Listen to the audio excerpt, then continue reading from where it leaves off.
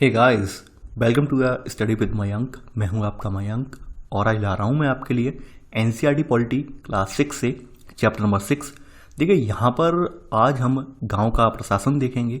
ठीक है, हमारे गांव का प्रशासन किस प्रकार से संचालित होता है, कौन कौन सी इकाइयाँ यहाँ पर सक्रिय रूप से सहभागिता निभाती हैं, तो वो सब बातें इस अध्याय के तहत हम देखेंगे। तो चलिए स्टार्ट करते हैं आज का वीडियो। देखते हैं मैं क्या क्या डिस्कस करना है यहाँ पर और क्या क्या नोट डाउन करना है। देखिए चैप्टर को स्टार्ट करने से पहले आपसे कहना चाहूँगा यहाँ पर आपने इससे पूर्ववर्ती अध्यायों में पढ़ा था कि हमारे लोकतंत्र में शासन के 3 स्तर हैं। यानी आपके यहाँ शासन जो है उस शासन के 3 स्तर होते हैं। पहला स्तर तो आपने देखा था पंचायत स्तर पर है, राज्य स्तर पर है, केंद्रीय स्तर पर है। यानी आपने 2 वर्ड आपके सामने हुए हैं यहाँ पर, एक तो है शासन, ठीक है, और दूसरा आपके सामने जो वर्ड है ये है आपके सामने प्रशासन। इसमें डिफरेंस क्या होता है, अंतर क्या होता है, पहले तो इस अंतर को जानना आवश्यक है। इस चैप्टर को शुरू करेंगे तो बाद में कर लेंगे, पहले इस अंतर को समझते हैं। यानी आपने इससे पहले आपने कल पंचायती राज देखा, उसमें शासन व्यवस्था की सबसे निचली इकाई जो थी ग्राम पंचायत, उसका जिक्र आपने देखा। ठीक है, आज यहाँ पे प्रशासन की बात हो रही है, तो इन दोनों में डिफरेंस क्या है। देखिए शासन ने यहाँ पर, यानी शासन का मतलब होता है गवर्नेंस और प्रशासन का अर्थ होता है एडमिनिस्ट्रेशन। ठीक है, शासन यहाँ सबसे उच्च इकाई है, सबसे ऊपर की इकाई है। ठीक है, शासन का कार्य ये होता है कि नीति निर्माण करना है। यानी कि यहाँ पॉलिसीज वगैरह हैं, पॉलिसीज कैसे बनेंगी, पॉलिसीज क्या क्या हमें बनानी है, वो सब काम किसका है, शासन का है। उन पॉलिसीज को मतलब ग्रामीण स्तर पर कैसे लागू करवाना है, वो काम किसका है, प्रशासन का है। जैसे आपने देखा होगा कि पूर्ववर्ती अगर हम भारत की बात करें, अगर हम 1947 से पहले के भारत की बात करें, तो आपके यहाँ भूमिहर, खेतिहर, तमाम तरह के किसान पाए जाते थे जिनसे जमीन छीन ली जाती थी। ठीक है, और छीनने के उपरांत क्या हो जाता था कि उनकी कोई सुनने वाला नहीं होता था। जब बड़े बड़े जमींदार जमीन हड़प कर बैठ जाते थे, ठीक है, कोई सुनने वाला नहीं होता था। बाद के वर्षों में क्या हुआ, सरकार ने कुछ कानून बनाए कि भाई अगर इस तरह की कोई क्रियाकलाप करेगा तो उस पर प्रशासन तत्काल कार्रवाई करवा के उसे जेल के अंदर डालेगा। यानी ऐसे व्यक्ति अगर मान लीजिए कोई किसान की जमीन छीन रहा है, हड़पने की कोशिश कर रहा है, तो क्या करेगा कि प्रशासन तत्काल एक्शन लेगा और उस पर तत्काल कार्रवाई करवाएगा। नीतियां किसने बनाई यहाँ पर ये नीति बनाई भारत सरकार ने, गवर्नमेंट ने। ठीक है, यानी शासन ने, उसे लागू किसने करवाया, प्रशासन ने। तो ऐसे करके आपने देखा होगा कि हमारे यहाँ देश में जो तमाम आपने आज भी देश के बहुत सारे हिस्सों में इस तरह के नियम बने हुए हैं कि ऐसी कैटेगरी वाले की जो जमीन वगैरह है वो सहज रूप से बेची नहीं जा सकती है। क्यों नहीं बेची जा सकती है, क्योंकि जब आज़ादी से पहले, जब देश आज़ाद हुआ था, उससे पहले की स्थिति ये थी कि एससी वर्ग वालों की जमीन छीन ली जाती थी। यानी कि ये मोस्टली जो दलित वर्ग जो है इनकी जमीन इन पर होती नहीं थी, छीन ली जाती थी। लेकिन आज़ादी के बाद जब देश स्वतंत्र हुआ तो सरकार ने कुछ ऐसे कदम उठाए, नियम बनाए कि भाई ऐसे जो वर्ग हैं जिनकी जमीनें जिनसे छीन ली गई थी, ठीक है, और अब जैसे तैसे करके उनके पास जमीनें आ गई हैं, तो उनको सुरक्षा प्रदान की जाए, यानी इनसे लोग हड़प ना पाए, छीन ना पाए। ठीक है, तो यहाँ पर कुछ कठोर कदम उठाए।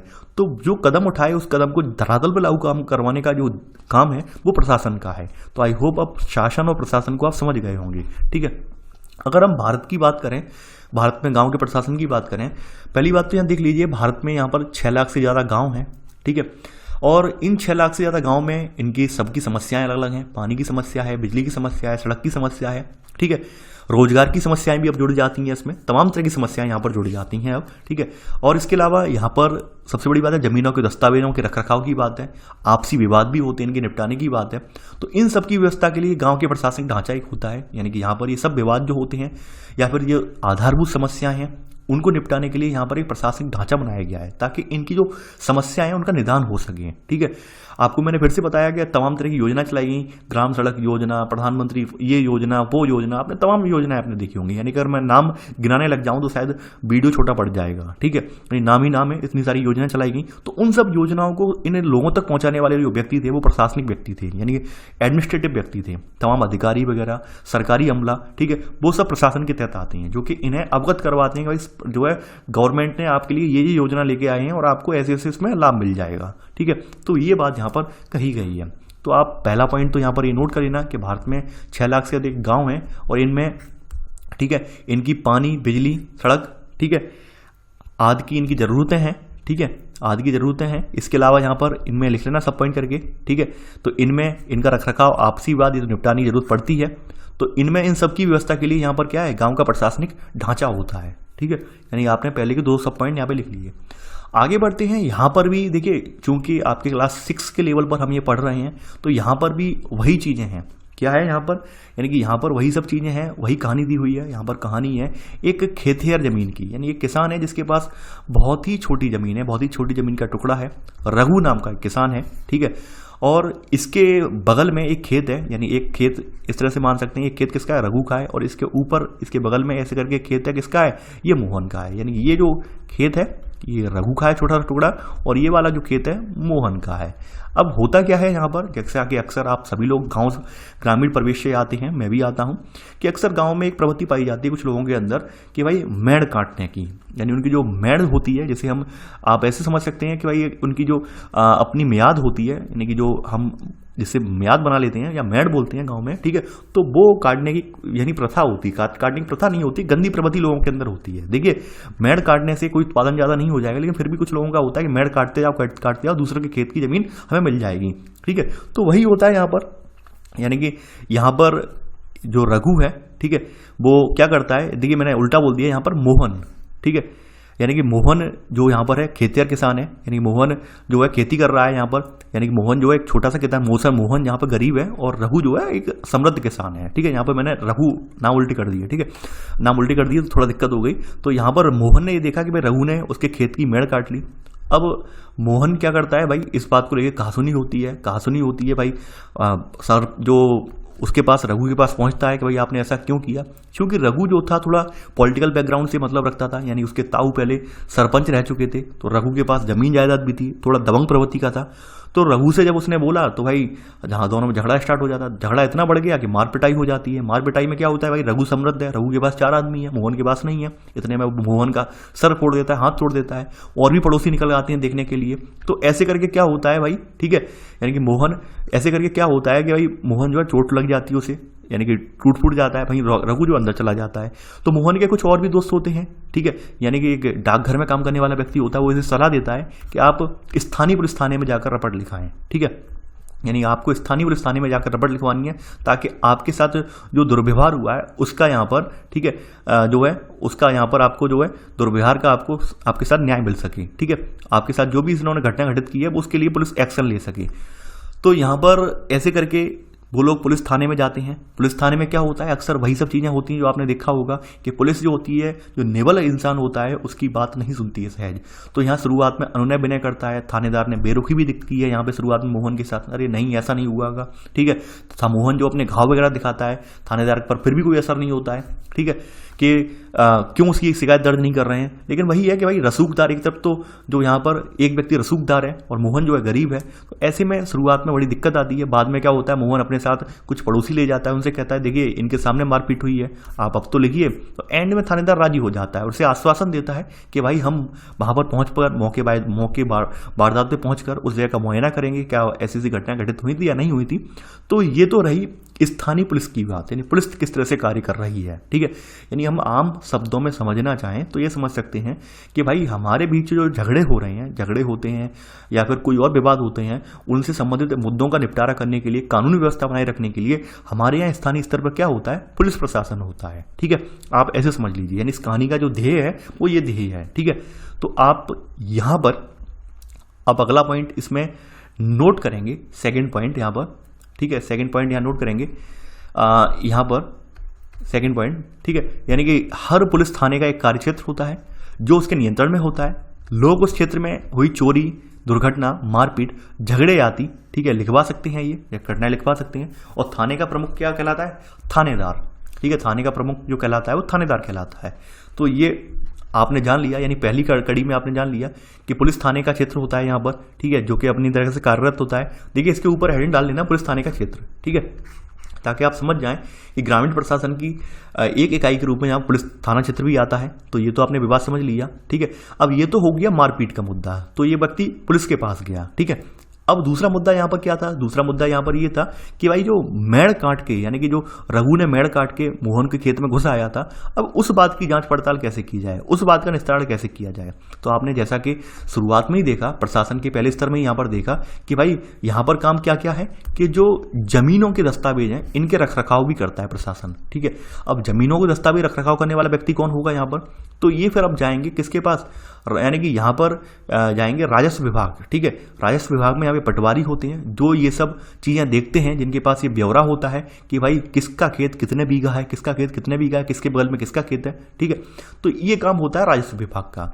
तो यहाँ पर ये मामला किसके पास पहुँचता है, पटवारी के पास पहुँचता है, ठीक है। इन राजस्व विभाग का काम स्टार्ट हो जाता है, क्योंकि उसे ये देखना है, पैमाइश करनी है मौके पे पहुंच के कि भाई क्या वास्तव में रघु ने जो है मोहन के खेत में जो अपनी मेड़ बढ़ा ली है, मोहन के खेत में अपना कब्जा बढ़ा लिया है, उसे मौके पर देखना है। ठीक है, तो ऐसे करके अब काम स्टार्ट होता है राजस्व विभाग का, यानी एक कहानी में ही आपको सारे पहलू देखने को मिल जाएंगे। ठीक है, ग्रामीण स्तर पर। तो यहाँ पर अब राजस्व विभाग का काम स्टार्ट होता है। तो यहाँ पर जमीन को नापने का काम और उसका रिकॉर्ड रखने का काम पटवारी का होता है। देखिए, इसे पटवारी जो नाम है, इसे अलग अलग राज्यों में अलग अलग नाम से जाना जाता है। ठीक है, जैसे पटवारी कहीं पर लेखपाल कहते हैं, कहीं पर इसे कर्मचारी कहते हैं, और कहीं ग्रामीण अधिकारी कहते हैं, तो कहीं पर इसे कानून को कहते हैं। यानी कि मूलतः पटवारी जो होता है यानी जमीन को नापने वाला, उसे कहीं के पटवारी कहते हैं, राजस्थान पटवारी कहते हैं, यूपी में इसे लेखपाल कहा जाता है, यूपी में पटवारी नहीं कहा जाता है, लेखपाल कहा जाता है। ठीक है, ये अलग अलग नाम है, काम सबका एक ही है। ठीक है, काम सबका एक ही है, काम वही है कि भाई जमीनों का लेखा जोखा रखने वाला कर्मचारी है। ठीक है, यानी कि यहाँ पर जमीन का जो लेखा जोखा रखने वाला कर्मचारी होता है उसको पटवारी कहा जाता है। ठीक है, इसी में सब सेकंड लिख लेना कि हम यहाँ जमीन का लेखा जोखा रखने वाले कर्मचारी के लिए पटवारी शब्द का इस्तेमाल कर रहे हैं। ठीक है, यानी जमीन का लेखा जोखा रखने वाले कर्मचारी क्या कहलाता है? पटवारी कहलाता है। देखिए, पटवारी क्या करते हैं, इनके पास पहले तो ये होते थे इकाइयां, जरीब जिसे बोलते हैं, पहले चलती थी, अब नहीं चलती, अब सबके पास फीते आ गए हैं। ठीक है, यानी पहले जरीब चलती थी, यानी आपके जो अगर हम अपने पूर्वजों से पूछें, ज़्यादा पुरानी बात नहीं, 20-25 साल पहले जरीब चलती थी, लोहे की जंजीर होती थी, उससे नापी जाती थी जमीन। ठीक है, क्योंकि अब तो फीते वगैरह आ गए हैं, आप देखते होंगे फीते 100 फीट के फीते हैं, 150 फीट के फीते हैं, अब उनसे नाप होती है, पहले जरीब पड़ती थी। ठीक है, तो यहाँ पर सेकेंड पॉइंट यही आता है, यहाँ पर लिख लेना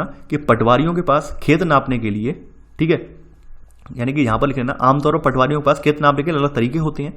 कई जगहों पर वह एक लंबी लोहे की जंजीर का इस्तेमाल करते हैं, इसे जरीब कहते हैं। ठीक है, यानी ये पुरानी पद्धति थी जरीब के द्वारा, क्योंकि पहले फीते वगैरह बनते नहीं थे, फीते वगैरह होते नहीं थे, पहले जंजीर के जो जरिए खेत नापे जाते थे, जैसे जरीब बोला जाता था। ठीक है, आगे बढ़ते हैं। अब देखिए, पटवारी का आपने ये रोल देख लिया, पटवारी ने क्या किया भाई, मौके पर तो पहुंचा, खेत नापा, देखा कि भाई मोहन जो है, मोहन के खेत में रघु घुसाया है, उसे नाप कर नक्शे से मैच किया भाई कि हाँ भाई वाकई में ये रघु ने गलत किया है, रघु पर एक्शन ली जाएगी। ठीक है, तो यहाँ पर ऐसे करके पटवारी ने अपना रोल निभाया। पटवारी आगे क्या करता है भाई, पटवारी ये करता है, पटवारी किसानों से भूमि कर भी इकट्ठा करता है और सरकार को अपने क्षेत्र में होने वाली फसलों की जानकारी भी देता है।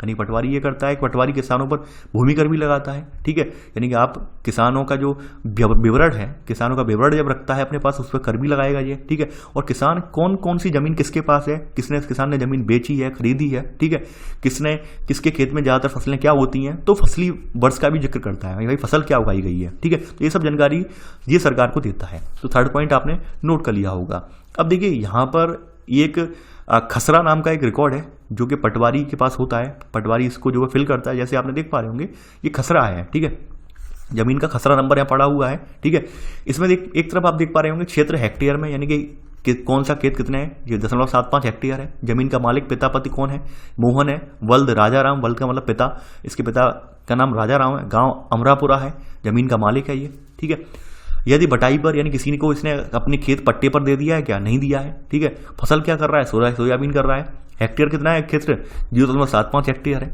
इसके बगल वाला जो खेत है रघु, इसकी पिता का नाम रतनलाल है, गांव अमरापुरा, जमीन का मालिक है। ठीक है, यहाँ पर इसका हेक्टेयर कितना है, 3 हेक्टेयर है। इसका क्या पट्टे पर दिया है, किसी ने नहीं दिया है। इसमें क्या है फसल, यहाँ पर गेहूं है। ठीक है, अब यहाँ पर देखते हैं क्षेत्र इसका कितना है। देखिए, यहाँ पर कहा गया है, यानी हर साल जोती गई जमीन का जो क्षेत्र इसमें बताया गया है, ये कितना जोत रहा है, 2.75 हेक्टेयर जोत रहा है। 1.75 में ये दूसरी फसलें कर रहा है। ठीक है, तो यहाँ पर फिर बाद में पता चला, ठीक है, बाद में क्या पता चला कि इसने अपनी जमीन पर जो 0.25 हिस्सा बढ़ा लिया है। ऐसे करके इसे पता चलेगा जब इन्होंने पैमाइश हुई। ठीक है, नहीं पड़ती जमीन इन्होंने निकाली हुई, कितनी पड़ती जमीन बच रही है, पड़ती जमीन अलग हो गई। ठीक है, यहाँ पर जब ये निकालेंगे, यहाँ पर यानी कि इसका मतलब ये हुआ कि 3 बीघा में इन्होंने ये दिखाया है, 3 हेक्टेयर खेत है, तो इसमें इन्होंने ये संख्या बताई है। देखिए, इसके आगे हेक्टेयर नहीं लिखा है, केवल संख्या लिखी है, इसलिए मैं कंफ्यूज हो गया, हेक्टेयर लिखा होता। देखिए, यहाँ पे बीघा हो सकता है, कोई और मात्रा हो सकती है, ये दिखाया गया। पड़ती का मतलब होता है खुली जमीन छोड़ देना। ठीक है, खाली जमीन छोड़ देना कुछ वर्षों के लिए, ताकि उसकी उपजाऊ क्षमता दोबारा लौट आए। ठीक है, यहाँ पे हेक्टेयर नहीं लिखा है, तो हम यहाँ पर इसको इंगित नहीं कर सकते हैं। ठीक है, तो ये कुछ खसरा होता है जिसे ये यानी कि पटवारी तैयार करता है। ठीक है, जिसे खसरा के नाम से जानते हैं।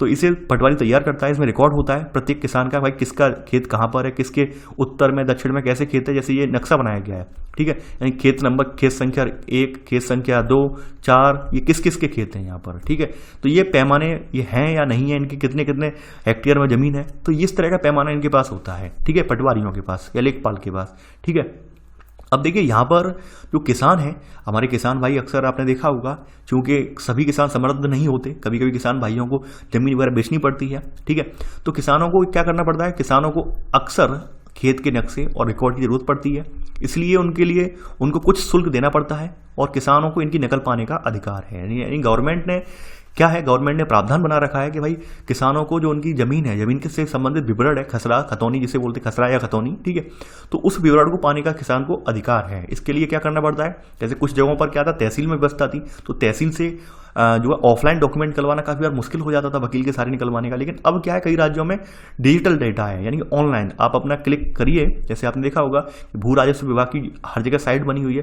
ठीक है, यानी भू अभिलेख करके साइट बनी हुई है। जैसे यूपी में भू अभिलेख करके आप डालेंगे भू अभिलेख कि भाई फलाना फलाना कौन सा जिला है, कौन सी तहसील है, ठीक है, कौन सा हमारा वहां पे पड़ रहा है, यानी कौन सा परगना पड़ रहा है, ऐसे करके आता है वहां पर। और जैसे नाम डालेंगे उसके बाद अपना रिकॉर्ड सर्च करेंगे, आपको जमीन मिल जाएगी। ठीक है, अब ये व्यवस्था कर दी, कुछ राज्यों में है, कुछ राज्यों में अभी मैनुअली चल रहा है, तो ये बताया गया है। ठीक है, यानी कि यहां पर हर जो किसान है उसको अधिकार है अपने जमीन से संबंधित रिकॉर्ड नक्शे प्राप्त करने का। ठीक है, तो यहां पे वही कहा गया है, कई राज्यों में ये सारे रिकॉर्ड कंप्यूटर पर डालकर पंचायत के दफ्तर में रख दिए गए हैं ताकि वे आसानी से लोगों को उपलब्ध हो सकें और नई सूचना के अनुसार नियमित रूप से दुरुस्त होते रहें। नई सूचना का मतलब ये है, खरीद फरोख्त चलती रहती है, आपने देखा होगा जमीनें बिकती रहती हैं, जमीनें खरीदी जाती हैं, बेची जाती हैं, पट्टे उठाए जाते हैं, तो उनका रिकॉर्ड संशोधित होता है, वो अपडेट होता रहता है। ठीक है, वो यहाँ पर बात कही गई है, तो यहाँ सब पॉइंट करके ये लिख लेना। चौथे में आगे बढ़ते हैं, आपने देख लिया होगा। ठीक है, अब यहां पर बताया गया है कि किसान कई बार फसल बदल लेते हैं, कुछ और उगाते हैं या कहीं और कुआं खोद लेते हैं, तो इन सब का हिसाब रखने का काम किसका होता है, राजस्व विभाग का होता है। ठीक है, यानी ये सब जो हिसाब किताब रखता है वो कौन रखता है, वो राजस्व विभाग हिसाब किताब रखता है। ठीक है, तो आप यहां पर 5वां पॉइंट नोट कर लेना। आगे बढ़ते हैं, भारत में अगर देखा जाए तो यहाँ पर अपने भारत में क्या है, यानी कि केंद्रीय स्तर पर भारत है, उसके बाद इसमें राज्य बटे हुए हैं। ठीक है, राज्यों में क्या है, राज्यों में जिले बटे हुए हैं, छोटे छोटे जिले, यानी राज्यों में अगर देखा जाए फिर मंडल है। ठीक है, मंडल आपने देखा होगा, मंडलीय स्तर पर फिर मंडलों में जिले बटे हुए हैं। ठीक है, यानी अगर हम एक राज्य की बात करें, राज्य के ढांचे की बात करें, देखिए मैं यहाँ पर यूपी राज्य के ढांचे की बात कर रहा हूँ। ठीक है, तो अमूमन क्या है, राज्य। ठीक है, यानी राज्य की स्थिति है, राज्य है, राज्य के नीचे क्या है, यहाँ पर मंडल बटे हुए हैं। ठीक है, जैसे यूपी में क्या है, 18 मंडल हैं। ठीक है, 18 मंडल यूपी में है, मुझे यूपी की मालूम है तो मैं यूपी की बता रहा हूँ। ठीक है, फिर मंडलों में हर मंडल में 4 या 5, 3 या 4 जिले हैं, जो भी जिले लगाए गए हों। ठीक है, हर मंडल में जिले हैं। ठीक है, अब जिले के अंदर आप जानते होंगे क्या क्या आता है, जिले के अंदर तहसीलें आती हैं। ठीक है, तहसील के बाद फिर ब्लॉक आता है। ठीक है, ब्लॉक स्तर पर फिर उसके बाद गांव की इकाई बनाई गई है, तो ऐसे करके ढांचा तैयार किया गया है। ठीक है, आगे बढ़ते हैं यहाँ पर, तो यहां पर अब आप नोट करेंगे। ठीक है, 6वां पॉइंट, भारत में सभी राज्य जिलों में बटे हुए हैं। ठीक है, और जिलों को और भी छोटे खंडों में बांट दिया जाता है। जैसे जिले के उपखंडों को कई नामों से जाना जाता है, जैसे तहसील, तालुका आदि। ठीक है, ये लिख लेना 6 का सब पॉइंट। इसी में सब पॉइंट देखिए, सबसे ऊपर जो जिला अधिकारी जो होता है वो जिला अधिकारी होता है, यानी डीएम, डिस्ट्रिक्ट मजिस्ट्रेट जिसे बोलते हैं, वो जिला अधिकारी होता है। और इसके नीचे कौन होते हैं, तहसीलदार होते हैं। तहसील लेवल पर जो उपखंडों में जिला बांटा जाता है, तहसील लेवल पर वहां पर कौन होते हैं, तहसील का अधिकारी तहसीलदार होता है। ये सब पॉइंट लिख लेना आप, 6 का 2nd सब पॉइंट। देखिए, स्थानीय स्तर पर आप सब ये इकाइयां देखते हैं, आपको पता होनी चाहिए। ठीक है, ये बात कही गई है। अब देखिए, तहसीलदार का काम क्या है, तहसीलदार पटवारी के काम का निरीक्षण करते हैं। 7वां पॉइंट लिख लेना, तहसीलदार पटवारी के काम का निरीक्षण करते हैं। ठीक है, यानी कि निरीक्षण करते हैं और यह सुनिश्चित करते हैं कि रिकॉर्ड सही ढंग से रखे जाएं और राजस्व इकट्ठा होता रहे। ये लिख लेना 7वां पॉइंट। क्या ये कौन करते हैं, तहसीलदार करते हैं। ठीक है, इसके अलावा तहसीलदार का और काम और भी है, ये तमाम तरह के प्रमाण पत्र वगैरह बनवाए जाते हैं, जाति प्रमाण पत्र, आय प्रमाण पत्र वगैरह। ठीक है, तो ये सब इश्यू करने का काम किसका है, अब तो खैर लेखपाल के हाथ में पावर है। ठीक है, लेकिन सब तहसील से ही जारी होते हैं ये सब प्रमाण पत्र। ठीक है, तो ये जो हैं ये जारी यही करता है, मैंने देखा होगा, ये तहसीलदार विद्यार्थियों को जरूरत पड़ने पर जाति प्रमाण पत्र, ठीक है, आदि भी जारी करते हैं। लिख लेना इसी में सब पॉइंट 7वें का। ठीक है, और इसके अलावा तहसीलदार के जो दफ्तर में यहाँ पर जमीन से जुड़े विवाद के मामले सुने जाते हैं, यानी कि जमीन से विवाद के जुड़े हुए मामले जो होते हैं, ठीक है, यानी हम दीवानी मामले जिन्हें हम बोलते हैं, तो वो मामले यहाँ पर किसमें सुने जाते हैं? तहसीलदार की अदालत में, ठीक है। ये आप यहाँ पे नोट कर लेना। तो ये तो आपने अपने यहाँ के स्थानीय प्रशासन की इकाई के बारे में जान लिया था, कैसे काम कर रही है। देखिए मोस्टली यहाँ पर एक बात मैं बता दूं, यहाँ पर उन्हीं चीज़ों को फोकस में रखा गया है जो चीज़ें अक्सर होती हैं, ठीक है। यानी गांव की समस्याओं में मेनली यहाँ पर वही फोकस किया गया है कि लड़ाई झगड़े होते हैं, तो उन्होंने पुलिस प्रशासन को यहाँ पे ऐड कर दिया है, ठीक है। दूसरी स्तर पर यहाँ पे ऐड कर दिया है, कैसे यहाँ पर ऐड कर दिया, राजस्व वालों को ऐड कर दिया है, ठीक है, कि भाई गांव स्तर पर क्या है, सभी किसान वगैरह जमीन यानी कि सभी के पास जमीन वगैरह होती है, खेती वगैरह करते हैं, तो यहाँ पर इन 2 इकाइयों के पार्ट में प्रदर्शित किया गया है। वैसे अगर देखा जाए तो यहाँ पे कुछ और इकाइयां भी कार्यरत होती हैं, जैसे सामुदायिक स्वास्थ्य केंद्र वगैरह और बहुत सारी इकाइयां कार्यरत होती हैं, ठीक है। लेकिन यहाँ पर मेनली इन 2 इकाइयों को यहाँ पर दिखाया गया है, ठीक है। यानी वैसे तो यहाँ पे बहुत सारी इकाइयां होती हैं, लेकिन 2 इकाइयों को यहाँ पर दिखाया गया है। जैसे आपने यहाँ पर दिखाया गया है, ये सार्वजनिक दुग्ध उत्पादक समिति है, राशन की दुकान है, बैंक वगैरह, बीज और खाद कृषक समिति, ठीक है, डाक बंगला, आंगन, ये तमाम इकाइयां होती हैं, ठीक है। तो ये यहाँ पर कहा गया है, यानी अपने यहाँ इसमें 2 इकाइयां यहाँ पे उठाई गई हैं, यानी 2 प्रशासन इकाइयां, पुलिस अधीक्षक और तहसीलदार दिखाए गए हैं। वैसे और भी इकाइयां होती हैं, ठीक है, केवल 2 ही नहीं होती हैं, ये आप समझ लीजिए। अगर आपसे कहीं देखा जाए, आपसे पूछा जाए कि क्या 2 ही इकाइयां, वो 2 नहीं होती हैं, क्योंकि मेनली जरूरत हमें गाँव में इन 2 ही की पड़ती है, ठीक है। इसलिए इन 2 को यहाँ पे जो है आगे रखा गया है, पॉइंट आउट किया गया है। आगे बढ़ते हैं।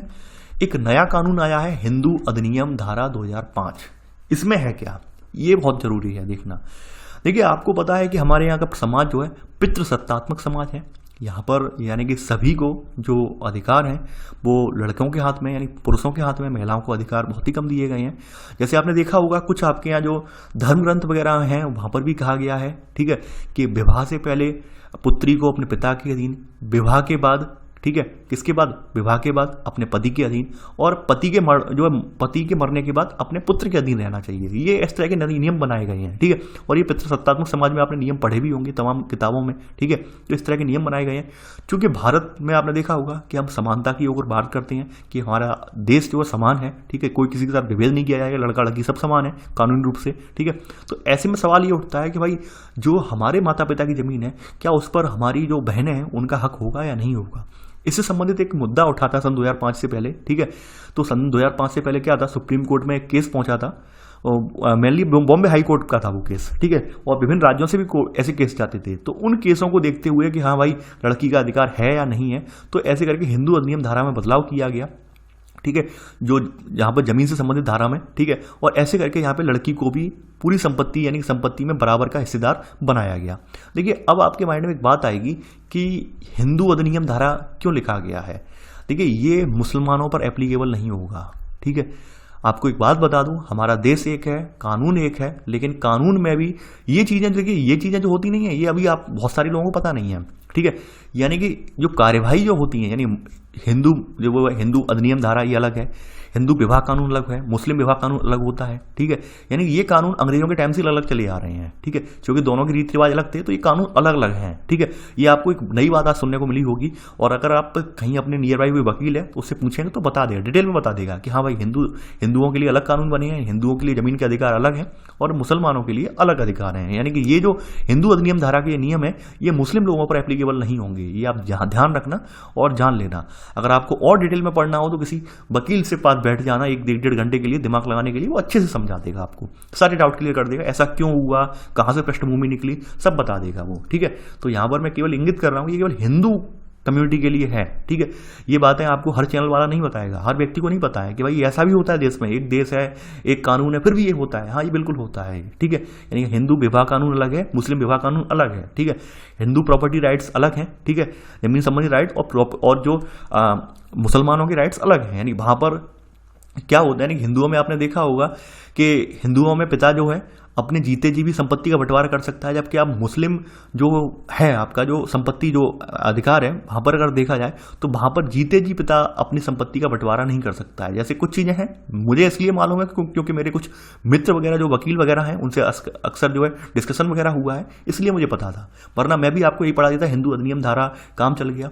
तो आप ये समझ लेना सब पे एप्लीकेबल नहीं होती है, केवल हिंदू कम्युनिटी पर ही एप्लीकेबल होगी ये, ठीक है। ये बातें देखिए, ये जो स्पष्ट चीज़ें हैं यही चीज़ें मुझे गलत लगती हैं। कम से कम इसका जिक्र तो करना चाहिए, इन्होंने अब ये डाल तो दिया, अब आप ये समझेंगे हिंदू अधिनियम धारा लागू हो गई, सबको मिल गया, ऐसा सबको नहीं मिला है अधिकारी है, ठीक है। ये बात आप समझ लीजिए। तो यहाँ पर आप सभी चीज़ें, आप यहाँ पर लिखा भी है हिंदू औरतें हर जगह, तो आप समझ लेना है हिंदुओं का जिक्र हो रहा है तो हिंदुओं के लिए ही है, ठीक है, यानी केवल और केवल हिंदू के लिए, ठीक है। तो यहाँ पर लिख लेना है इसमें हेडिंग डाल के कि अभी तक कई राज्यों में हिंदू औरतों को परिवार में जमीन का हिस्सा नहीं मिलता था, ठीक है, और पिता की मृत्यु के बाद जमीन जो होती थी वो बेटों में बांट दी जाती थी। इसी में सेकंड सब पॉइंट, हाल ही में यह कानून बदला गया। अब नए कानून के मुताबिक हिंदू परिवारों में बेटियों और उनकी माँ को भी जमीन में बराबर हिस्सा मिलता है। ये हिंदू कानून में बदला हुआ है, मुस्लिम कानून में नहीं हुआ है, ठीक है, ठीक है, ये आप समझ लीजिए। और डिटेल में पूछना हो तो अपने घर परिवार, आपके नियर बाई जो प्रशासन से जुड़े हुए लोग हैं वो अच्छे से समझा देंगे, ठीक है। क्योंकि ये मेरा दायरा नहीं है, मैं कोई वकील नहीं हूँ, इसलिए मैं यहाँ पर ज़्यादा आपको डिस्क्राइब नहीं करूँगा, ठीक है। तो ये तो कुछ बात थी, ये इसलिए मैंने यहाँ पर बार बार आपको इंगित किया क्योंकि कुछ लोग क्या थे, इसे कॉमन रूप में समझ लेते हैं, शायद हिंदू के नाम से होगा इसलिए सब पे एप्लीकेबल होगा, लेकिन केवल हिंदुओं पर लागू होगा ये, ठीक है, मुसलमानों पर नहीं है, ठीक है। तो ऐसे करके भाई आपका ये चैप्टर समाप्त हो जाता है और मैं आशा करता हूँ कि आप लोगों को बेहतर तरीके से पॉलिटी समझ में आ रही है। देखिए मैं कोशिश कर रहा हूँ कि बहुत जल्द आपको पॉलिटी से जुड़े हुए, एनसीईआरटी पॉलिटी से जुड़े हुए एमसीक्यू वगैरह भी मिल सकें। इसके लिए एमसीक्यू जो निर्माण के लिए मैंने कुछ व्यक्ति लगा दिए हैं जो कि पॉलिटी के एमसीक्यू तैयार कर रहे हैं आपके, ठीक है, आपके लिए एक्सटेंडेड लेवल के। तो आप लोग जुड़े रहिए चैनल से। इसके अलावा आप लोग वीडियो को लाइक शेयर करते रहिए। आपके मन में कोई क्वेरीज डाउट है वो हमें कमेंट करके बताइए। तो चलिए आज के लिए इतना ही। Thanks for watching. जय हिंद।